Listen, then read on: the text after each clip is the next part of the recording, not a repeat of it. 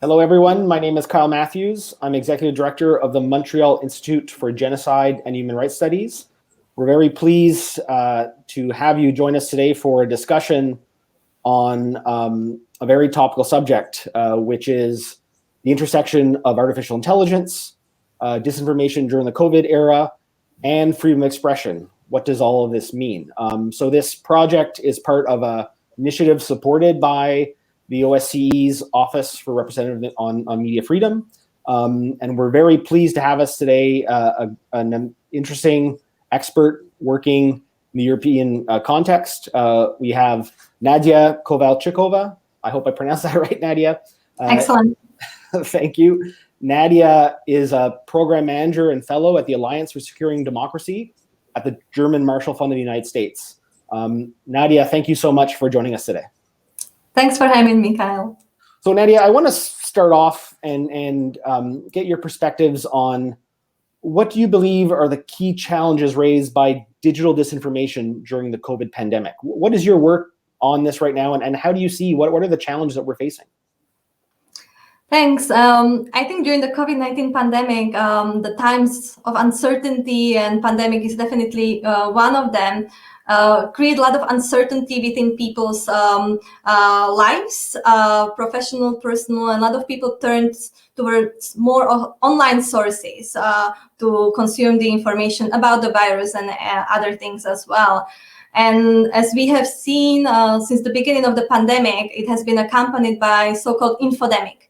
The World Health Organization identified or defined the infodemic as the overabundance of information, be it true or false, accurate or not, that makes it more difficult for people to identify trustworthy information and reliable sources.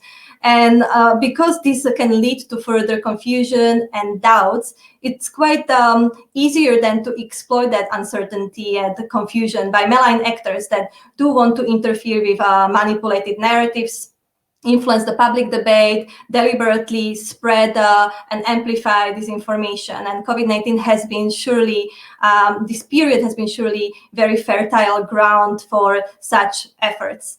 Also, for example, we have seen another challenge that the activities and behavior of the foreign authoritarian actors, such as Russia and China, have been really increased during COVID-19 pandemic. They have been much more active in the information space. For example, they spread disinformation about the origins of the virus, of the cure, of the capacity of the EU or NATO or different countries to tackle the pandemic effectively, and therefore contribute to further tensions and divisions between allies and partners, but also between the people and their governments. So this has been a challenge that actually still continues. And perhaps thirdly, there has been a challenge of engaging social media platforms and looking for solutions and measures to counter the amplification of disinformation across the platforms that are very much used to spread disinformation. And there have been discussions about regulation of the platforms, of their role and responsibilities. And so this is a challenge also in the transatlantic context or global context, how to address this also with the platforms in cooperation with the social media platforms.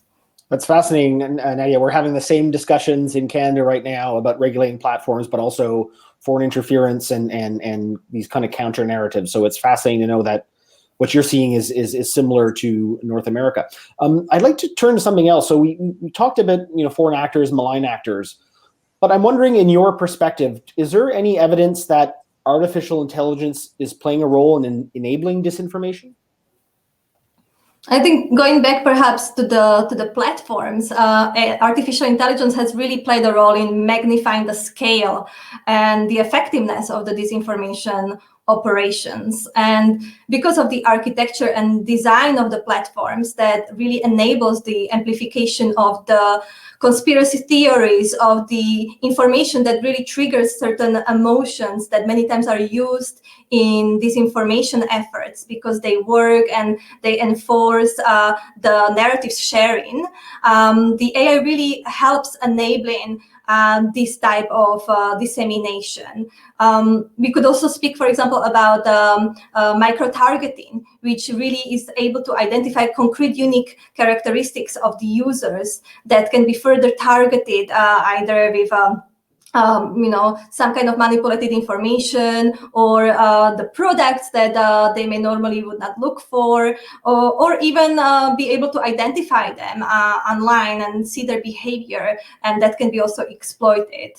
And I think what has been quite trending as well, this kind of term of deep fakes, right? This audio-visual potential manipulated content that can literally replace real content, and has been first used only in the film industry, and now can be is available already in the open market, and can be quite easily used. And these softwares can be also abused and exploited for manipulating also the video and audio content, which has been a newer way of disinformation, we could say, or manipulated information. Because disinformation as such has been already in our public spheres, especially in Europe, with the experience, if you speak about the foreign authoritarian interference and from Russia, that has been historically happening in several countries for quite a bit of time. So this is another way of the digital disinformation that we have been experiencing more recently as well. Thank you. That's fascinating to talk about the rise of deepfakes and what that means for a post-truth society, what people talk about. But also you talked about the platforms and the algorithms and how they can do this micro-targeting and really go after people's psychology and using marketing techniques to to get people riled up and to have an emotional response. This is fascinating. So looking at these issues, these emerging technologies and how platforms place a role in this, I'm wondering if you could comment about what possible legislative or policy measures governments could put in place to counter disinformation online. Well, there have been already some efforts, but I agree with you. They can and they should put more policies and potentially even regulations and measures in place.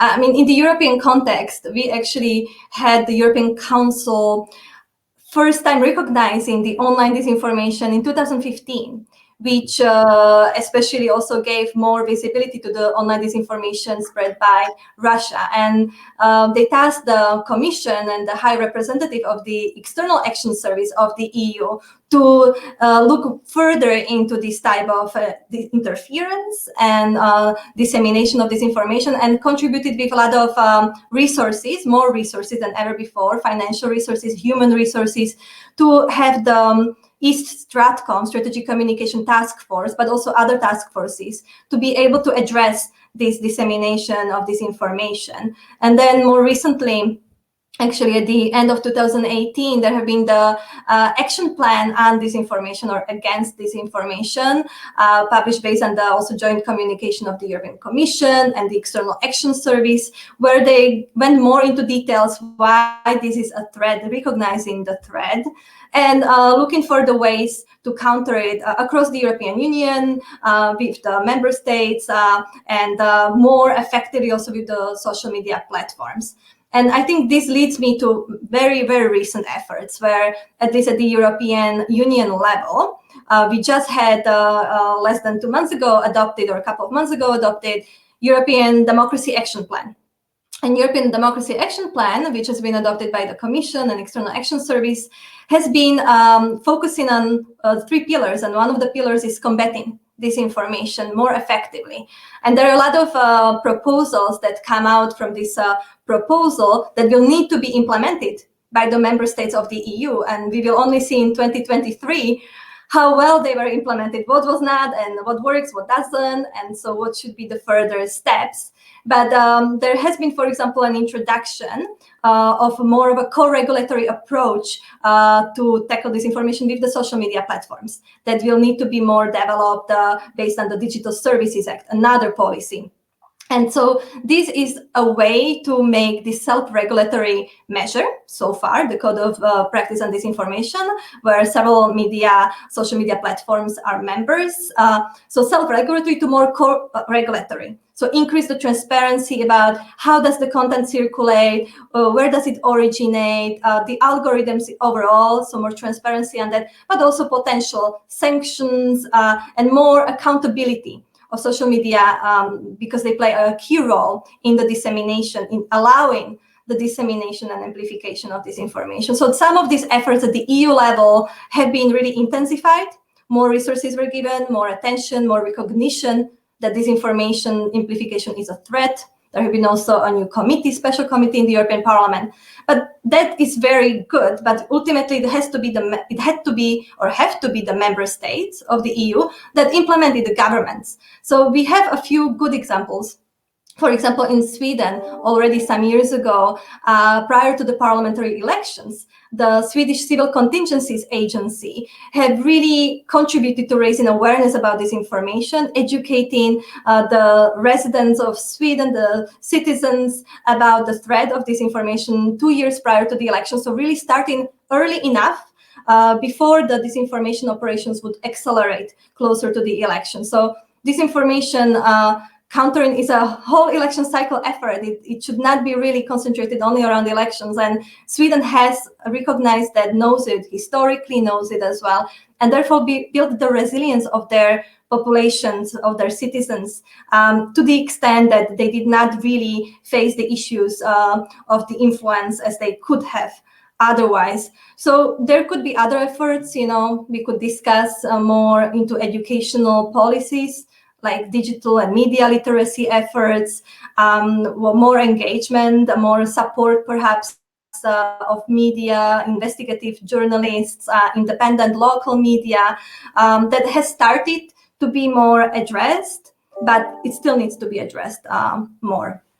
Well, thank you, Nadia. That was really detailed and giving us an overview of some of the concrete measures governments are doing across Europe. And it also, I think you correctly highlighted this growing awareness that disinformation is a problem, and that there needs to be some regulation. And so I'd like to go to the next question, because this is an issue happening, I think, in many democracies. It's about the role of the tech companies. And I'm wondering if you might be able to comment and say, have you seen any policies or measures tech companies have introduced to deal with disinformation that are useful, and also how they're going about to deal with disinformation while guaranteeing freedom of expression, which is a fundamental issue for users online. I'm wondering if you could maybe talk about this. Have you seen anything, what tech companies are doing that is positive, that should be emulated?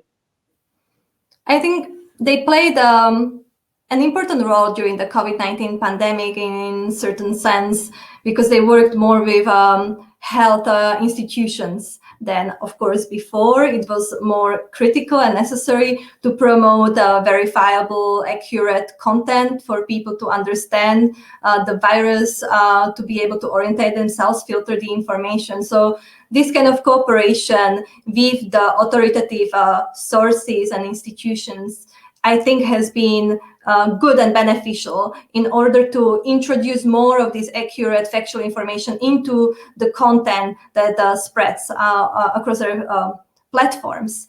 There have been other efforts to, for example, try to limit the accounts that tend to spread disinformation, take them down, or in other ways moderate the content that they identified as harmful.